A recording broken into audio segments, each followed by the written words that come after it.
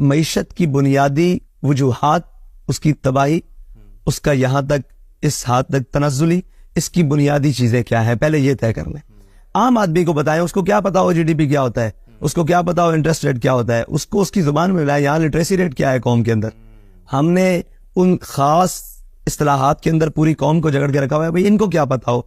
भाई हम ये पूछते हैं कि अगर हमें नहीं पता तो पूरी कौम जो पढ़े लिखे आज तक 76 साल तक पाकिस्तान के ऊपर अयूब दौर से लेकर आज तक सारे पढ़े लिखों ने इनमें से चलाई है, कौन अनपढ़ था, कौन इन इस्तिलाहात से वाकिफ नहीं था, कौन वो आदमी थे जो बैरून ममालिक से शौकत तरीन और ये लोग और जनाब असद उमर और ये बड़े बड़े और जनाब इसहाक डार और मिफ्ता इस्माइल, ये वो सारे वो पढ़े लिखे नहीं थे, उनसे मैशत क्यों नहीं संभाली गई।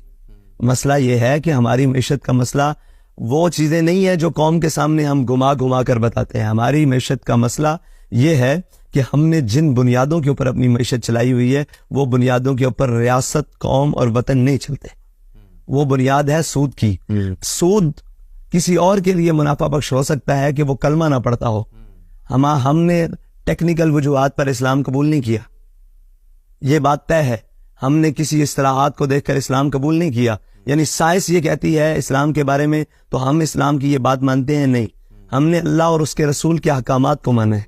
ठीक है, अब हमारे लिए अहकामात पहला दर्जा है, टेक्निक सारी चीजें ये सानवी हैसियत है।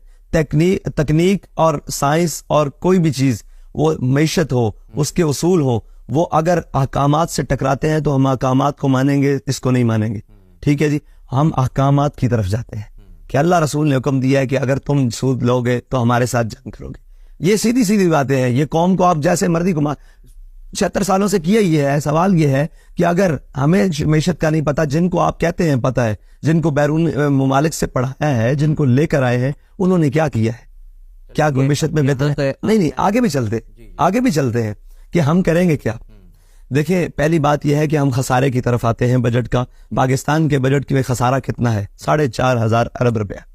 ठीक है जी, उस 4,500 अरब के लिए पाकिस्तान के अंदर जितनी अशराफिया है, जितनी बड़ी जनाब लोग हैं जो दीवारों के अंदर रहते हैं, कौम की बात नहीं कर रहा, कौम तो मुल्क के अंदर रहते हैं, कुछ लोग हैं जो दीवारों के अंदर रहते हैं, जिन्होंने मुल्क के अंदर मुल्क बनाया हुआ है। और जिन लोगों ने, मुराद एस्टेब्लिशमेंट नहीं है, मुराद वो अशराफिया भी है, उसमें एस्टेब्लिशमेंट भी आती है, उसमें ब्यूरोक्रेसी भी आती है, उसमें वो सारी चीजें आती हैं, जिन्होंने अपना एक अलग स्टेटस पूरी कौम के अंदर बनाया हुआ है। मुझे ये बताएं कि एक तरफ आबादी है 10 लाख की और एक तरफ आबादी है 2 लाख की।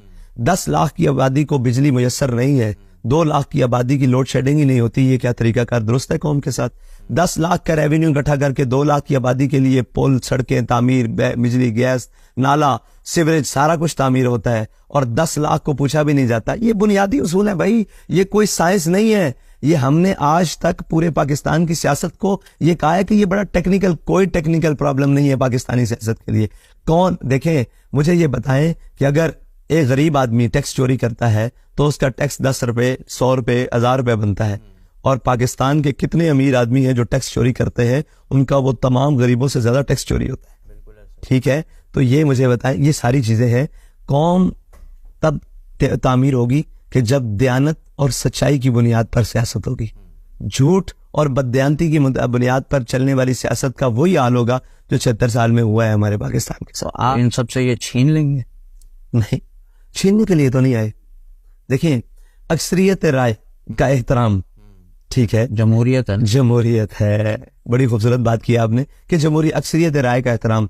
अगर अक्सरियत राय ये समझती है कि ये लोग दुरुस्त है तो हम उस वक्त तक उनका एहतराम करेंगे कि अक्सरियत इनके साथ है। वो समझती है कि इन लोगों के पास नहीं।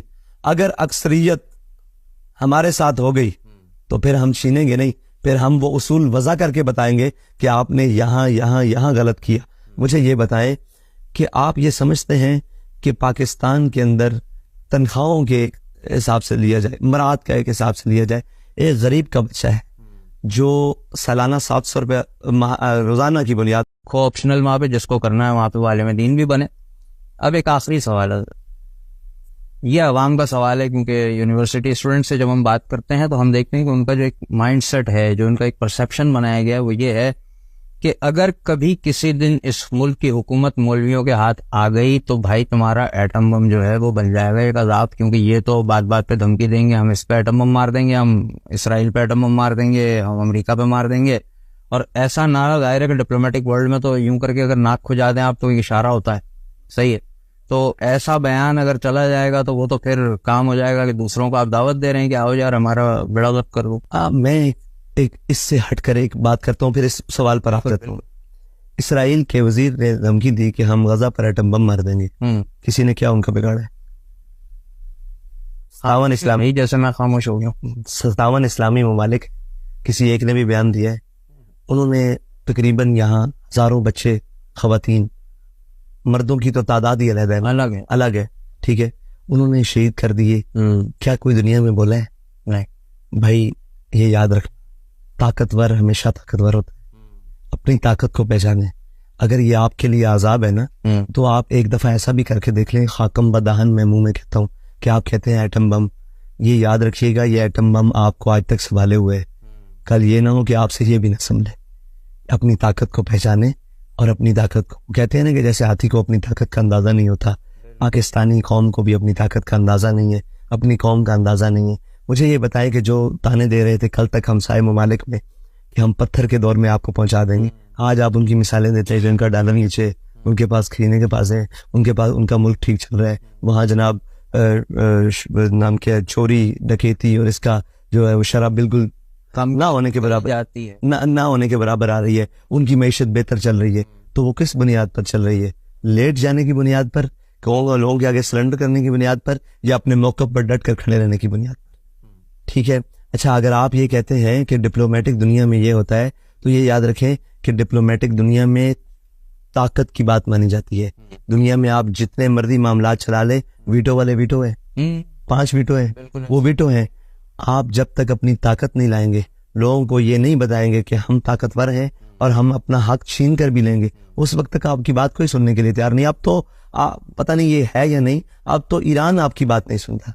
आप डिप्लोमेटिक दुनिया की कहाँ बात कर रहे हैं, वो ऊपर वाली जगह पे बात कर रहे हैं और कहते हैं कि मौलवियों के हाथ में एटम बम आ गया। तो यार 76 साल में आपके हाथ में है, आपने उससे ने आपकी हिफाजत करनी थी, आपसे उसकी हिफाजत नहीं हो रही। अब तो हमारे पास ये भी एक दफा प्रोग्राम चल चुका है कि इस एटमी प्रोग्राम को बैक रोल, ये प्रोग्राम IMF के उस शराइत में शामिल है, वो वजह करें ना करें। और IMF के साथ जो अभी 10 से 12 शिकों जो अभी पब्लिक नहीं हुई, वो जिस दिन हो गई, अल्लाह खैर कर देगा इस मुल्क की, तो बेहतर है, ठीक है। हम तो मरने, देखें, हम तो वो लोग नहीं है, इस दीनी तबका, उलमा तबका, मौलवी तबका, इस पाकिस्तान का वो दीनी और जनाब तबका, वो इस पाकिस्तान से भागा नहीं है।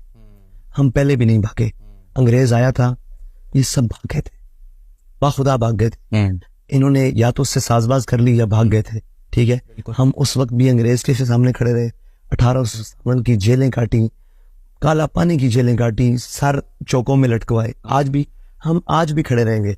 सवाल ये इतना है कि जिन पर सख्ती आती है वो कभी सऊदिया, कभी लंदन भाग जाते हैं, कभी दुबई, उनके लिए रास्ते हैं, ठीक है। आप कहते हैं हम एटम बम जनाब आपके लिए, तो मुझे ये बताएं कि एटम बम आपने किस मकसद के लिए रखा?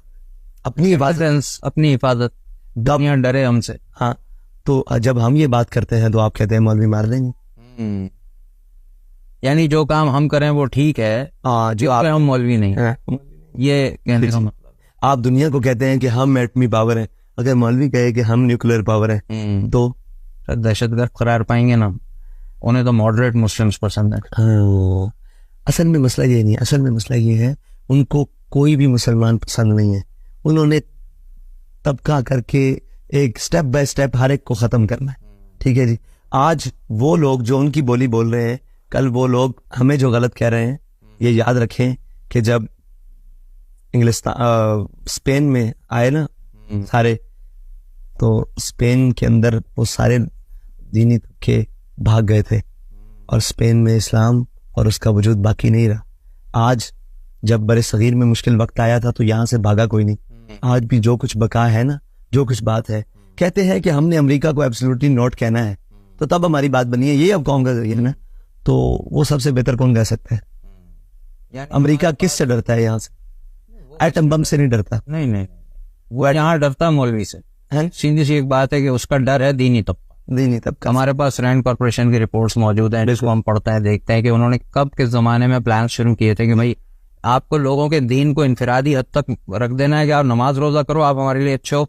आप न्यूयॉर्क के स्टेशन पे नमाज पढ़ेंगे ना, एक सिपाही आके खड़ा हो जाएगा कि इसको नमाज पूरी करने दो। उसे प्रॉब्लम नहीं है, उसको प्रॉब्लम है निजाम से। आपने हमारे निजाम को कबूल करना है, हम आपके मजहब को कबूल करेंगे। आप दीन की बात करोगे तो आप हमारे दुश्मन हो। बिल्कुल। ठीक है, तो हम दीन की बात करते हैं और हम ये समझते हैं कि इकबाल ने कहा जुदा हो दीन सियासत से तो रह जाती है चंगेजी। सियासत से दीन जुदा हो जाए तो चंगेजी रह जाती है, और अगर दीन से सियासत जुदा हो जाए तो वो रहबानियत रह जाती है। ठीक है, ये लाजिम और मलजूम है। बेहद शुक्रिया। अल्लाह करे कि आपकी बातें लोगों तक पहुंचे और उनकी समझ में आए।